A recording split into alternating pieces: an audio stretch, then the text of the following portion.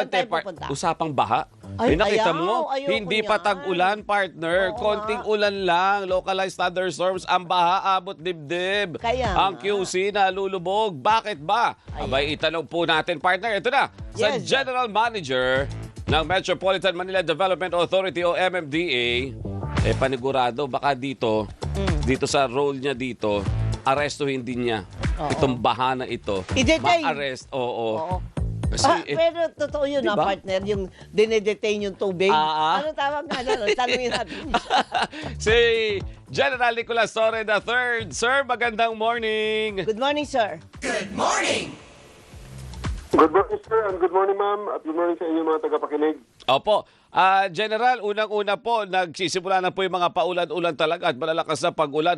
Paano na po yung ginagawa ng MMDA ngayon para kahit po papaano, hindi lagi bumabaha? Yun na nga. Opo, even before this rains, ang approach naman natin ngayon talaga ay hindi naman seasonal na reaction lang ito.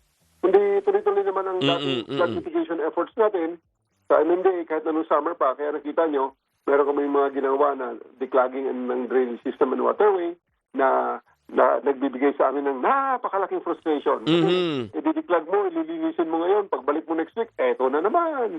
And gusto ko lang i-stress ulit sa ating mga kababayan. Mga kababayan, ang aming nakukuha sa mga estero na basura ay 7,000 libong tonelada.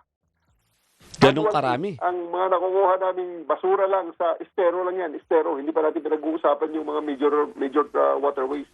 At ibang usapan pa yun. At pagdating na sa major waterways, gaya ng Pasig River mismo, talaga namang, gaya ngayon, tumigil ang ating Pasig River Ferry Service. Kasi hindi na makadaan dahil sa basura. Ang aming mga bangka, mga barko namin, napupuluputan ng kung ano-ano mga basura ang propeller, yung isa naming diesel engine boat, yung kanyang cooling system, pinasukan ng sako, kaya muntik mag-overheat, buti na lang nakita ng operator.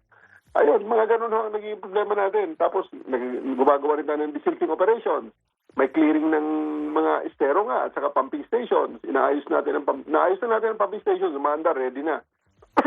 Kaya lang. Inspection ng flood-prone area, ginagamitan na namin ng drone. One of these days, maybe in the next 2 weeks, ipapakita na naman namin ang capability namin bago rito na ang mga drones namin na nakakapunta na sa mga ilalim ng tulay para mag-expect ng mga kamustahin ang mga pamilyang nakatira roon.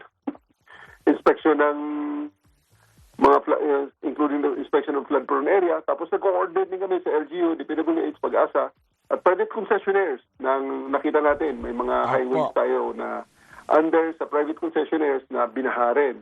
At of course, pag if everything else fails, pag tayo ay kailangan na mag-rescue at mag-operate, nakapreposition na rin ang mga assets. Opo. So, yun, nag-inspect tayo mismo sa ground dahil kailangan talagang tulungan ng mga tao sa ground. Opo. At hindi naman ito nadadala sa meeting room. Kailangan makita ang actual choke points, mga bottlenecks, especially mga illegal obstructions.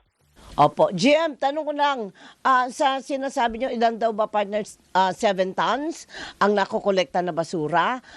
Pagka ganyan pong sitwasyon, ano ang nakikinita ninyo at ano po ang forecast ninyo? Gaano kataas ang ibig sabihin na baha? Pagkasakali nga pong dumating na yung... Kasi syempre, harang yan sa kanal, di ba? Yan nga nga. 7 tonelada. Hanggang dibdib ba o lagpas ulo na naman ng tao, General? Kaya napapansin nyo, yung mga binabaha actually ng mga lugar, katabi lang actually yan ng mga malalaki nating ilog. Like for example, yung Araneta natin, yung binaha na NS Amoranto, yung Banawi Retiro. Katabi lang yan, dire-diretso lang yan dyan sa may San Juan Creek, sa may tabi nung, kaya sinabi nyo, yung sa Delta Motors dyan dati, yung malaking creek dyan. Opo. Hindi nakakarating ng tubig dyan.